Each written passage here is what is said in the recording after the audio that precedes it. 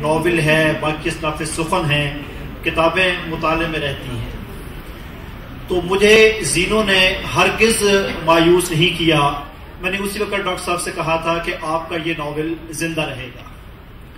اس کے میں دلیل دیتا ہوں کہ کالج لائف میں نے ایک بات کہی تھی اپنے دوستوں سے کہ کرشن چندر، منٹو، بیدی، حیات اللہ انصاری، ان سب کو، علی عباس حسینی، تو میں نے کہا ان میں بلونت سنگھ دب گئے ہیں تھوڑے سے.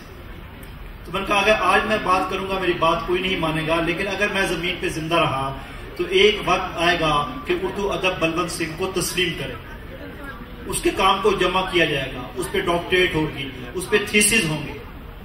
اور مجھے خوشی ہے کہ سنگ میل پبلیکیشنز نے رات چور چاند ان کا شائع کیا.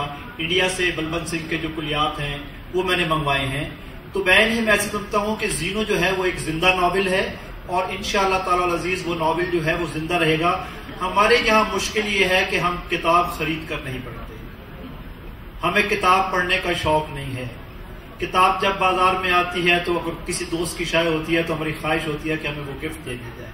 یہی صورتحال ہماری ادبی جرائد کے ساتھ ہے. تو زینو کے بارے میں مجھے آخری بات یہ کہنی ہے کہ میرے پاس 2 کتب خانے ہیں، 2 لائبریریز ہیں. ایک میرے گھر میں ہے، موجود ہے، جس میں ہزاروں کتابیں ہیں، میری ساری زندگی میں نے جمع کی ہے. ایک لائبریری جو ہے، ایک کتب خانہ جو ہے وہ میرے ذہن میں ہے، بریل میں ہے، جس میں لوح ایام رکھی ہے، جس میں آپ کہہ سکتے ہیں کہ آگ کا دریا رکھا ہے، یا اور بڑے بڑے ناول جو ہے وہ رکھے ہیں. تو زینو کو بھی میں نے اٹھا کے اپنی ذہن کی لائبریری میں محفوظ کر لیا ہے.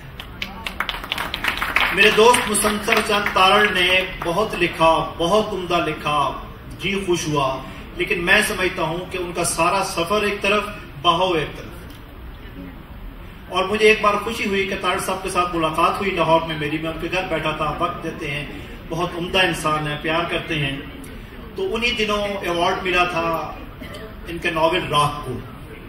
تو انہی دنوں میں نے راہ کا مطالعہ کیا، ساتھ ہی میں نے یارک سرائے ان کا سفر نامہ جو میں نے اس کا مطالعہ کیا.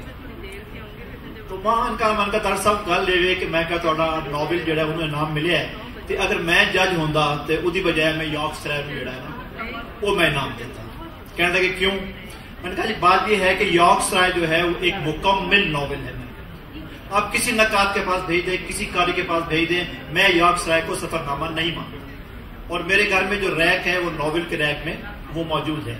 تو مجھے وہاں ایک خوشی ہوئی، انہوں نے ایک بات کی کہ شوکت صدیقی اس پینل میں موجود تھی، اور ان کا بھی یہی کہنا تھا کہ یار یہ صنف سخن کا جو فرق ہے، اگر مجھے اجازت دی جاتی تو میں یارک سرائے کے جو ہے وہ میں انعام دیتا.